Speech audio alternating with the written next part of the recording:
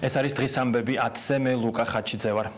ლევან ჩხაიძეს ხვალ საბურთალოს სასაფლაოზე დაკრძალავენ. სამოქალაქო პანაშვიდი ქაშვეთის ეკლესიაში დილიდან გაიმართება.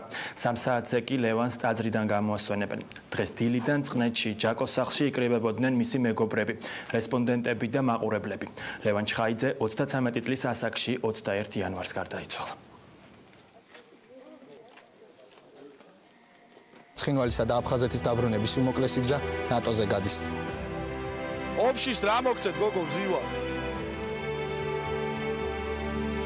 მიუხედავად ამინდის გაუარესებისა, სპორტსმენმა მწვრთნელებთან ერთად მიიღო გადაწყვეტილება, რომ მარათონი აუცილებლად ბათუმში უნდა დასრულდეს. ვხედავთ ახლა კადრში თუ რა ხდება გუშევსკის ქუჩაზე, რომელზეც დღეს ორჯერ მიიტანა შტურმი ბერკუტმა.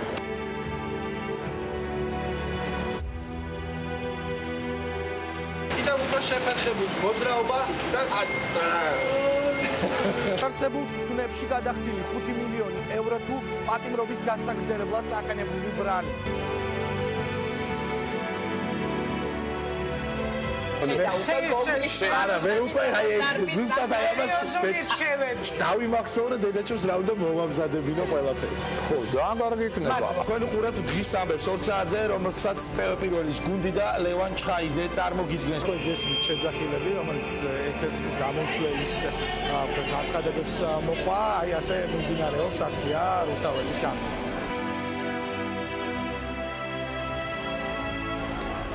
მე ხა ვეცდები პირდაპირ ეთერში გავესაუბრო უკვე სალომე სუდაღიშვილს, რომელიც გამოდის აქ და არის ჟურნალისტებთან. ალბათო სალომე. დავშვიდობთ მაყურებელს, დღის ამბები 4 საათზე ამით დასრულებულია.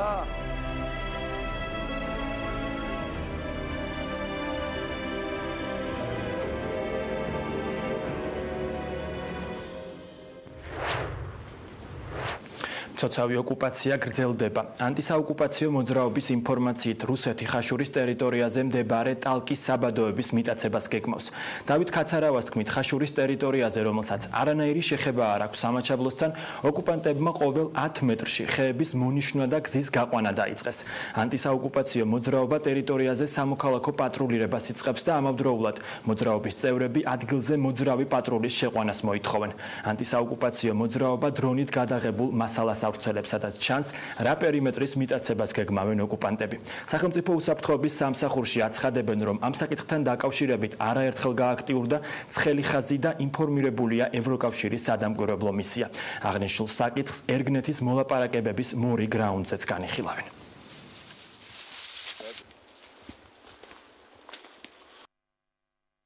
ოკუპანტებმა აუგრძალეს იმ წეებში სიარული, რომელიც ეკუთვნის ხაშურის რაიონს, რომელიც არანაირად არასოდეს არ ყოფილა სამაჩაბლოს ადმინისტრაციულ საზღვრებში. იქ მდებარეობს სტრატეგიული მნიშვნელობის ტალკის საბადოები, რომელიც ასე ვთქვათ, ხალხში დაბრუნება არის ოსური და რუსული მხარის სტრატეგიული გეგმა. ამ გეგმის განხორციელებას ისინი ფაქტობრივად უკვე იწყებენ, აღმოვაჩინეთ ნიშნულები, მონიშნული ასე ვთქვათ ტერიტორია, გაყვანილი გზა, გამზადებული ინფრასტრუქტურა იმისათვის, რომ რუსეთის ოკუპანტებმა გაავლონ ახალი ნავსადგურები. ქება მურუსიძეს და ჩინჩალაძეს კრიტიკა ჯანეზაშვილს და დოლიძეს. მოსამართლეებმა კონფერენციაზე სისტემაში მიმდინარე პროცესებზე ისაუბრეს. იმ მოსამართლეებმა, რომლებაც ჯანეზაშვილი და დოლიძე გააკრიტიკეს, კოლეგებისაგან აპლოდისმენტები დაიმსახურეს. ისმოდა შეფასებები, რომ საბჭოს არამოსამართლე წევრები სასამართლოს სისტემას ებრძვიან. ჯანეზაშვილის სიტყვით გამოსვლას კი დარბაზში ხმაური მოჰყვა. მოსამართლეთა ნაწილი ითხოვდა მისთვის მიკროფონი გაეთიშათ და ტრიბუნიდან ჩამოეყვანათ. გაგება და მეგობრობა. ასე შეაფასა ერთ-ერთმა მოსამართლემ ჩინჩალაძესთან და მურუსიძესთან მუშაობის გამოცდილება. ეს გაიმართა რეალურად ეს იყო კომუნისტური პარტიის ყრილობა. ერთი ქალი 279 მოსამართლის წინააღმდეგ. მოსამართლეებმა დღეს ტრიბუნას საბჭოს არამოსამართლე წევრების გასაკრიტიკებლად გამოიყენეს. მათ ოპონირება კი მხოლოდ ნაზი ჯანეზაშვილმა გაუწია. კონფერენციას არ ესწრებოდა მეორე არამოსამართლე წევრი, თუმცა კრიტიკის ადრესატი ანა დოლიძეც რამდენჯერმე გახდა. ისინი ჩვენ მოგმართავენ, როგორც თუთაშხია მიმართავდა არქიპოს თეთურის მიერ დაბეჭდებულ ხალხს. ანა დოლიძისა და ნაზი ჯანეზაშვილის საყურადღებოდ ვიტყვი, რომ ამაოდ ცდილობენ ჩვენ შორის თანამოაზრეების მოძებნას. შეუძლებელია რომ 300 მოსამართლე მათ შორის ნახევარზე მეტი უვადო დანიშნული იყოლიო უსიტყვო მორჩილებაში. მხოლოდ პოლიტიკური განცხადებებით არიან დაკავებულები, რომ რაღაცა აზრი კონკრეტული თან დამახინჯებული აზრი შეუქმნან საზოგადოებას. მოსამართლეებმა ჯანეზაშვილი და დოლიძე საბჭოს დისკრედიტაციის მცდელობაში დაადანაშაულეს და მათ კომპეტენციაც დაუწურეს. არამოსამართლე წევრების წინააღმდეგ გაკეთებულ ყველა განცხადებას მოსამართლეთა აპლოდისმენტები მოჰყვა. ერთიანობის პრეტენზიებს როცა ჩვენს მიმართ გაგაჩნიათ, მაშინ მეც მიჩნდება ლოგიკურად კითხვა. მამოწმებს კი ის, ვინც ჩემზე მეტად კომპეტენტურია? კომპეტენტურობა არ ნიშნავს მხოლოდ და მხოლოდ გამოცდილების მიღებას სხვადასხვა ქვეყანაში ან ეორდეულ წრეებში დამსახურებას გარკვეული ნიშნით, არამედ თავისი პროფესიონალიზმით. კომპეტენცია არის პროფესიონალიზმი, უპირველეს ყოვლისა და ძალიან გთხოვთ, მიაქციეთ ყურადღება და რატო უსვავ კიდევ ერთხელ ხას? მე ღრმად ვწავ საბჭოს წევრი, რომელიც მე მამოწმებს, რომელსაც ჩემთან პრეტენზია გააჩნია. მინიმუმ მოსამართლის გამოსტა მაინც უნდა ქონდეს ჩაბარებული. ქალბატონი ნაზიბრულა ჯანეზაშვილი და ანა დოლიძე თავის გამოსვლებში მიუთითებენ თითქოს და სასამართლოს გაზანჩაღებით შეფუთული, რა თქმა უნდა, კეთილი განზრახვით სასამართლოს გაზანჩაღების კუთხით რაღაც გარემოებებთან დაკავშირებით, თუმცა ისინი ახდენენ ამით სასამართლოს დისკრედიტაციას. სამაგიეროდ უარყოფითი შეძახილებით შეხვდა ჯანეზაშვილის განსხვავებულ აზრს დარბაზში მყოფი 279 მოსამართლე. საბჭოს არამოსამართლე წევრმა კონფერენციის მონაწილეები კლანურ მმართველობაში დაადანაშაულა. ნამდვილად არ მეგონა, რომ 19 ადამიანი შეიკრიბებოდა იმისთვის, რომ ჩემი და ანა დოლიძის მიმართ გამოეთქვა ძალიან ასეთი დაუსაბუთებელი, ასე ვთქვათ, კრიტიკა და ხშირ შემთხვევაში მოსამართლისთვის შეუფერებელი მოსაზრებები. მართლაც უცდელობს ვარ, ხედავ რომ განსხვავებული აზრის სისტემაში არ არსებობს და ვნახე რომ ადამიანები უკრავენ ტარში ისეთ ადამიანებს, რომლებიც ზიანს აყენებენ სასამართლო სისტემის იმიჯს. ეს დავწმუნდი რომ ეს არის კლანი. ნამდვილად დავწმუნდი ამაში.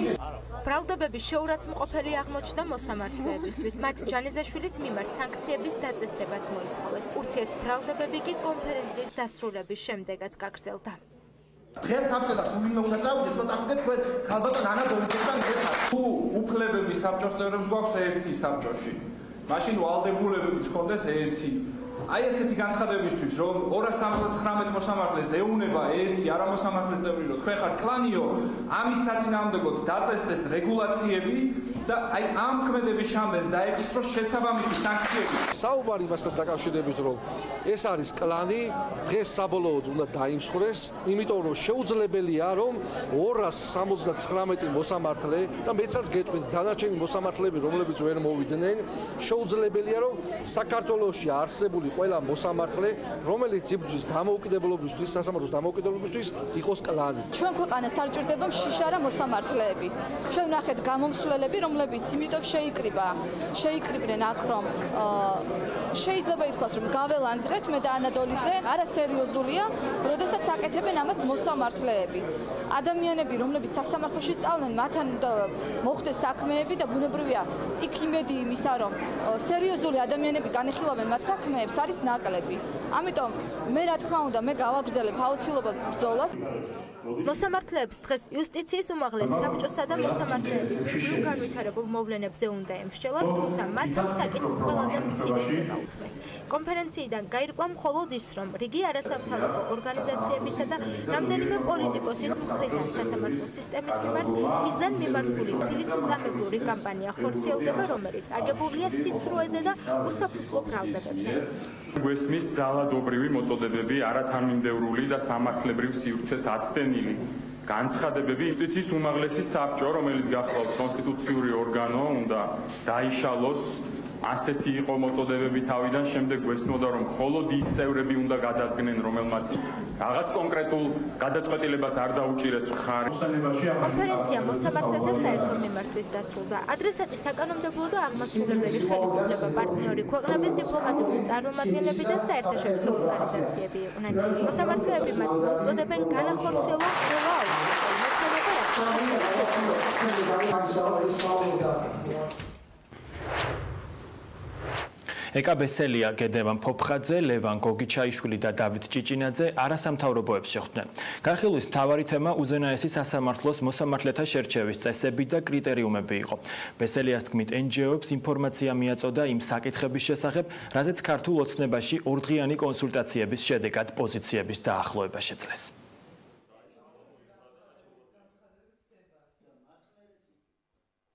უშინ დავიწყეთ ყველა დაინტერესებულ სუბიექტთან პარლამენტში ჩვენი წინადადებების გაცნობა. ასევე სრული გამოთქვა ქალბატონმა ამ შეხვედრის და ჩვენ მზად ვართ ცხადია მასთანაც ამ შეხვედრისათვის და ბუნებრივია დღეს ვისაუბრებთ იგივე საკითხებზე, რადგან საუბრობდით გუშინ.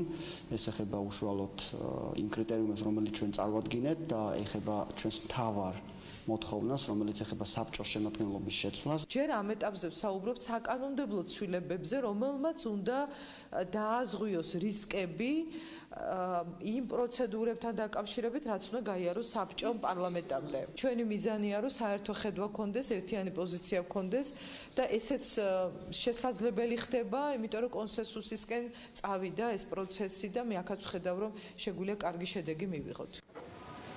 სერგო მეთოფიშვილი ეკა ბესელიას ურჩევს მის წინააღმდეგ სარჩელი შეიტანოს და შედეგს დაელოდოს. ასე გამოეხმაურა მოსამართლე დეპუტატს, რომელიც აპირებს, რომ მეთოფიშვილის დისციპლინური პასუხისმგებლობის საკითხი დააყენოს.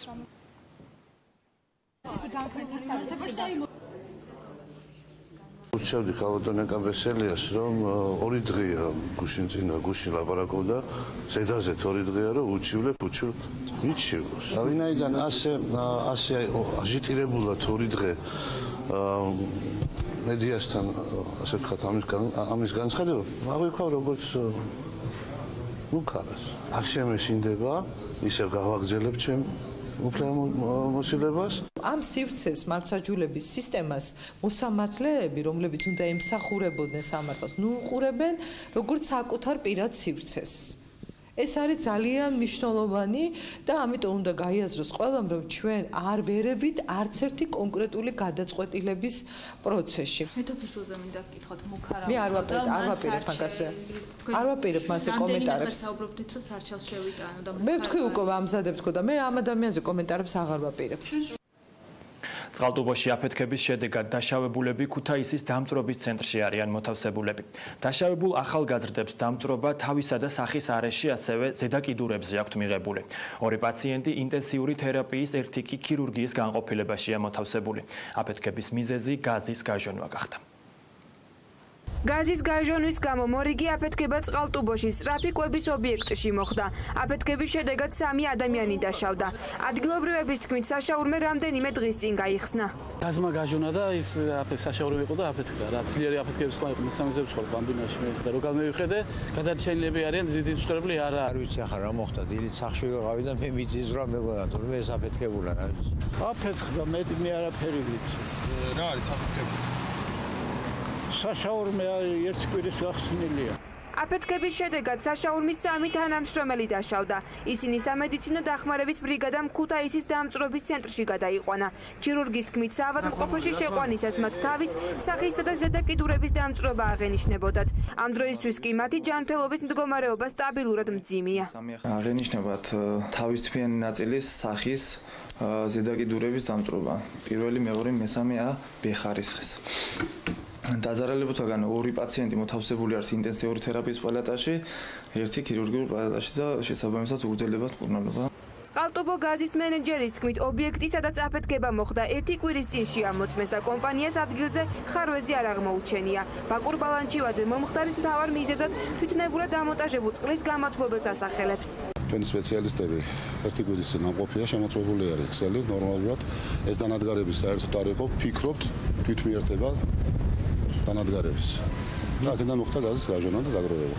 ბოლო 1 თვის განმავლობაში გაზის გაჟონვის არაერთი ფაქტი დაფიქსირდა. 18 იანვარს თბილისში გეთიას ქუჩაზე ბუნებრივი აირის გაჟონვის შედეგად წყლის გამაცხელებელი აფეთქდა, რასაც ხანძარი მოჰყვა. 16 იანვარს კი დიდ დიღომში საცხოვრებელ კორპუსში აფეთქებას 4 ადამიანის სიცოცხლე ემსხვერპლა. ყველა ამ შემთხვევაზე კი შინაგან საქმეთა სამინისტრომ გამოძიება სისხლის სამართლის კოდექსის 240-ე მუხლით დაიწყო, რაც სამთო სამშენებლო ან სხვა სამუშაო წარმოებისას უსაფრთხოების წესის დარღვევას გულისხმობს.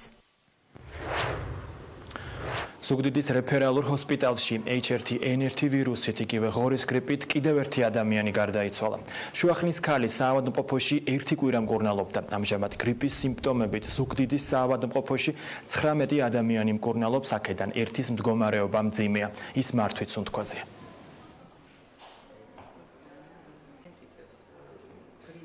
პაციენტი შემოყვანილი იყო კატასტროფის სამსახურის მიერ 22 იანვარს გრიპისათვის დამახასიათებელი სიმპტომებით ორმხრივი ტოტალური პნევმონით, ფილტვების შეშუპებით, სუნთქვის მწვავე უკმარისობით. შემოსვლისთანავე გადაყვანილი იყო მართვით სუნთქვაზე და უკიდურესად მძიმე მდგომარეობაში მოთავსდა კრიტიკული მედიცინის განყოფილებაში. უტარდებოდა ინტენსიური და პოლიორგანული უკმარისობის საწინააღმდეგო თერაპია, მაგრამ სამწუხაროდ პაციენტის გადარჩენა ვერ მოხერხდა. დაავადებათა კონტროლის ეროვნული ცენტრის ხელმძღვანელი ამირან გამყრელიძე ორსულებს აფრთხილებს, რომ წითელას ვაქცინაზე არ აიცრან, რადგან გრიპის ვაქცინისაგან განსხვავებით წითელაზე აცრა ორსულებისთვის არ შეიძლება.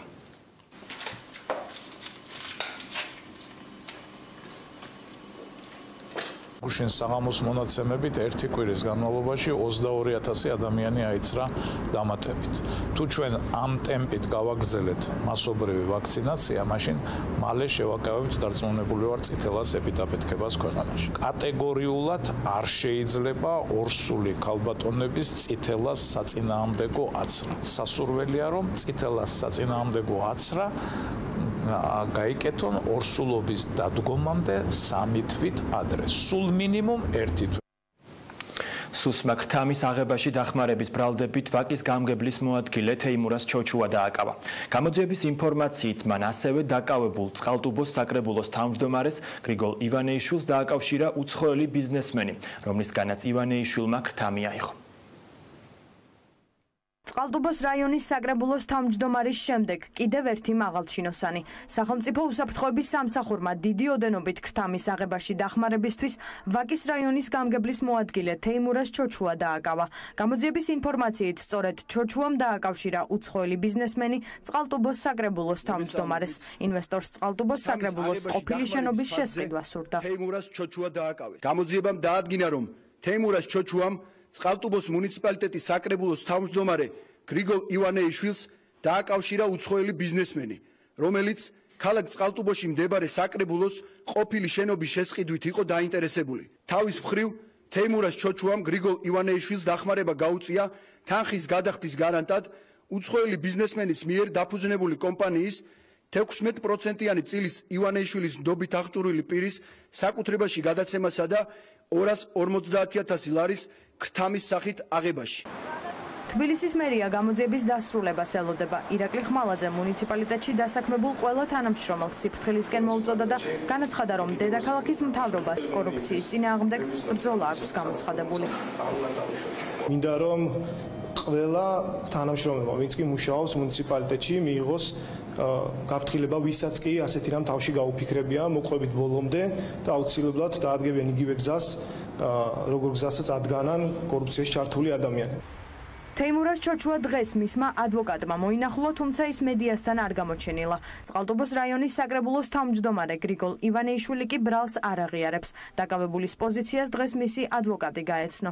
ირაკლი ჩომახაშვილის ინფორმაციით, გრიგოლ ივანეიშვილი თეიმურას ჩოჩუასთან ბიზნეს კავშირს უარყოფს და ამბობს, რომ აუქციონზე გავლენის მოხდენა საკრებულოს თავმჯდომარეს უფლებამოსილებიდან გამომდინარე არ შეუძლია. უფლებადამცველი ვარაუდობს, რომ საკრებულოს ყოფილი შენობა უცხოელ ბიზნესმენზე რეალურად არ გაყიდულა და ის სახელმწიფო უსაფრთხოების სამსახურმა შეისყიდა, რაც იმას ნიშნავს, რომ უწყებამ საგამოძიებო მოქმედებების შენობის გაყიდვამდე დიდი ხნით ადრე დაიწყო. შეხება გარკვეულწილად ჰქონდა ამ კონკრეტულ პიროვნებასთან. იქიდან გამომდინარე, რომ ეს წყალტუბოში, ასე ვთქვათ, ჩასული ბიზნესმენების ნებისმიერი საჯარო მოხელის, ასე ვთქვათ, პრიორიტეტია, რომ წყალტუბოში ჩასულმა ბიზნესმენებმა ააწყონ ბიზნესი. გაუზუსტებელი ინფორმაციის თანახმად, აღნიშნული კომპანიის შესყიდვა მოხდა კონტროლ ქვეშ, ანუ საკონტროლო შესყიდვა განხორციელდა თავად უსაფრთხოების სამსახურის მიერ, ანუ ეს შენობა რეალურად არ გაყიდულა იმ პიროვნებაზე. ანუ ეს იყო დაგეგმილი სპეცოპერაცია, ამას გეუბნებით ვარაუდის საფუძველზე, ის რაც მე ინფორმაცია მივიღე, ანუ სხვადასხვა წყაროებიდან. ეს შენობა მანამდე კიდევ ორჯერ იყო გასული, ვერ გაიყიდა და ზუსტად იგივე ფასად გავიდა მესამედ. ეს იყო გადაწყვეტილება არა ჩემი დაცვქეშობის, არამედ მუნიციპალიტეტის. სახელმწიფო უსაფრთხოების სამსახურმა წყალტუბოს საკრებულოს თავმჯდომარე გუშინს საკრებულოს ხდომაზე დააკავა. უწყების ცნობით გრიგოლ ივანეიშვილი უცხოელ ბიზნესმენს საკრებულოს ყოფილი შენობის წინასწარ შეთანხმებულ ფასად აუქციონზე გატანას და ამ ქონების შესყიდვაში დახმარებას დაჰპირდა. სანაცვლოდ კი 250,000 ლარის გადახდა მოსთხოვა. ამასთან თანხის გადახდის გარანტად უცხოელი ბიზნესმენის კომპანიის 16%-იანი წილის ნდობით აღჭურვილი პირის საკუთრებაში გადაცემაც მოითხოვა. ბრალის დამტკიცების შემთხვევაში თეიმურაზ ჩოჩუასა და გრიგოლ ივანეიშვილს 11-დან 15 წლამდე პატიმრობა ემუქრებათ. ჭიდაობის ეროვნული ფედერაცია სამართალდამცავ ორგანოებს მიმართავს, დაიცვა ფედერაცია მოსალოდნელი პროვოკაციებისაგან. ფედერაციის მიერ გავრცელებულ სპეციალურ განცხადებაში ვკითხულობთ, რომ დავით ერაძის სახლზე თავდასხმის დაკავშირება მოჭიდავების სკანდალზე მომზადებულ სიუჟეტთან არის უდანაშაულობის პრეზუმპციის დარღვევა, რის მიზნადაც განცხადებაში დაძაბულობის მუხტის გაზრდა სახელდება.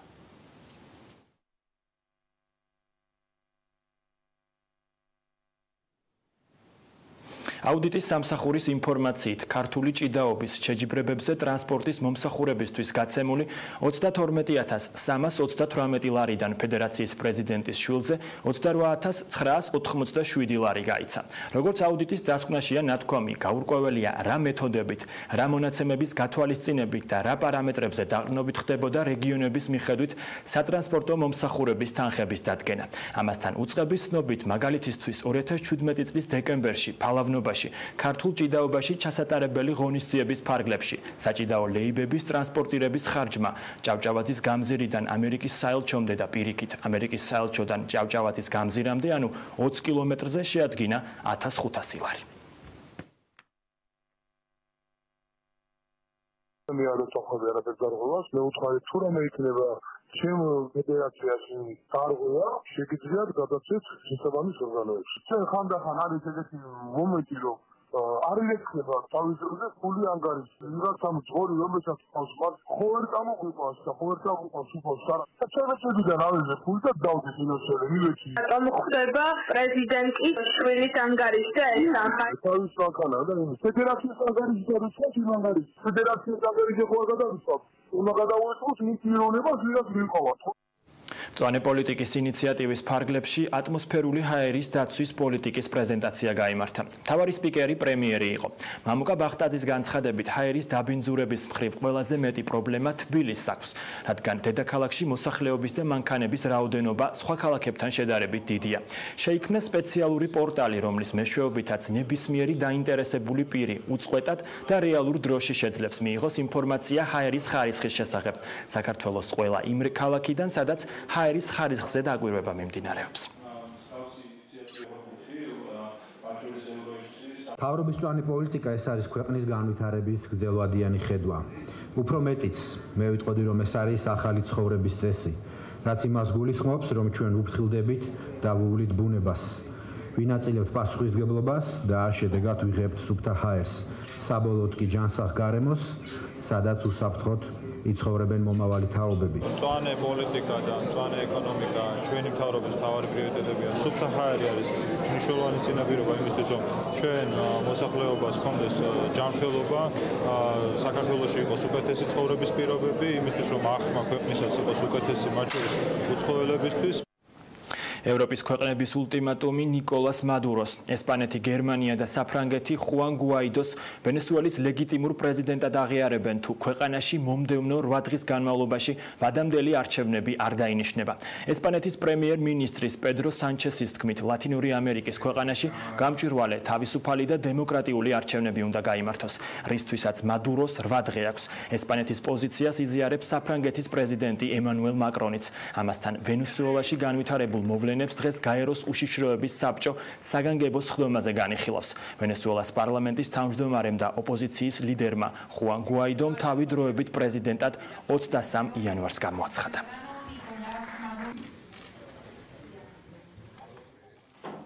საფრანგეთში უკვე მე-11 კვირაა მთავრობის წინააღმდეგ საპროტესტო აქციები იმართება. ყვითელი ჟილეტები პარიზის ქუჩებში დღესაც გამოვიდნენ. დემონსტრანტები ამჯერად ელისეს მინდვრებზე შეიკრიბნენ და ბასტილიის მოედნის მიმართულებით ცვლილობა მოაწყვეს. პარიზში უსაფრთხოების ზომები გაძლიერებულია, დედაქალაქში საპროტესტო გამოსვლა დღეს ღამითაც იგეგმება. მომიტინგეებმა აქციას სიმბოლურად ყვითელი ღამე უწოდეს.